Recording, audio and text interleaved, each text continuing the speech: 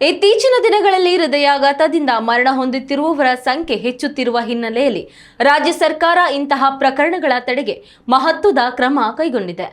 Sandalwood ನಟ ದಿವಂಗತ ಪುನೀತ್ ರಾಜ್ಕುಮಾರ್ ಹೆಸರಿನಲ್ಲಿ ಈಗಾಗಲೇ ರಾಜ್ಯದಲ್ಲಿ ಪುನೀತ್ ಹೃದಯ ಜ್ಯೋತಿ ಯೋಜನೆ ಜಾರಿಗೆ ಬಂದಿದೆ.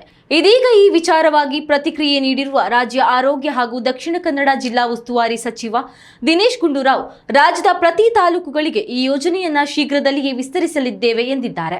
ಈ ಸಂಬಂಧ ಮಂಗಳೂರಿನಲ್ಲಿ ಮಾತನಾಡಿದ ಅವರು, ರಾಜ್ಯದಲ್ಲಿ ಈಗಾಗಲೇ 78 ಕಡೆಗಳಲ್ಲಿ ಪುನೀತ್ ಹೃದಯ ಜ್ಯೋತಿ ಸಾರ್ಥಕವಾಗಿ ಕಾರ್ಯನಿರ್ವಹಿಸುತ್ತಿದ್ದು, ಅಪಾಯದ ಹಂತದಲ್ಲಿದ್ದ ರೋಗಿಗಳ ಪಾಲಿಗೆ ಸಂಜೀವಿನಿಯಂತೆ ಕೆಲಸ ಮಾಡಿದೆ.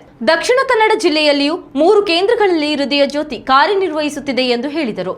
ಪುನೀತ್ ಹೃದಯ ಜ್ಯೋತಿ ಯೋಜನೆಯ ಮೂಲಕ ರಾಜ್ಯದಲ್ಲಿ ಈಗಾಗಲೇ ಅಪಾಯ ಹಂತದಲ್ಲಿದ್ದ 450 ರೋಗಿಗಳು ಜೀವದಾನ ಪಡೆದಿದ್ದಾರೆ. ಹೃದಯಾಘಾತದ ಲಕ್ಷಣಗಳು ಕಂಡುಬಂದ ಸಂದರ್ಭದಲ್ಲಿ ಗೋಲ್ಡನ್ ಅವರ್ನಲ್ಲಿ ರೋಗಿಯನ್ನು ಪುನೀತ್ ಹೃದಯ ಜ್ಯೋತಿ ಕೇಂದ್ರಕ್ಕೆ ಕುಟುಂಬಸ್ಥರು ಕರೆತಂದರೆ ಅವರಿಗೆ ಟೆನೆಕ್ಟೇಸ್ ಎಂಬ ಅತ್ಯಂತ ದುಬಾರಿ ಇಂಜೆಕ್ಷನ್ ಅನ್ನು ಉಚಿತವಾಗಿ ನೀಡಲಾಗುತ್ತದೆ. ಇದರಿಂದ ರೋಗಿಯ ಪ್ರಾಣ ಉಳಿಸಬಹುದು. ಬಳಿಕ ಮುಂದಿನ ಚಿಕಿತ್ಸೆಗೆ ಅವರನ್ನ ಆಸ್ಪತ್ರೆಗೆ ದಾಖಲಿಸಬಹುದಾಗಿದೆ ಎಂದು ಸಚಿವ ದಿನೇಶ್ ಗುಂಡೂರಾವ್ ಹೇಳಿದರು.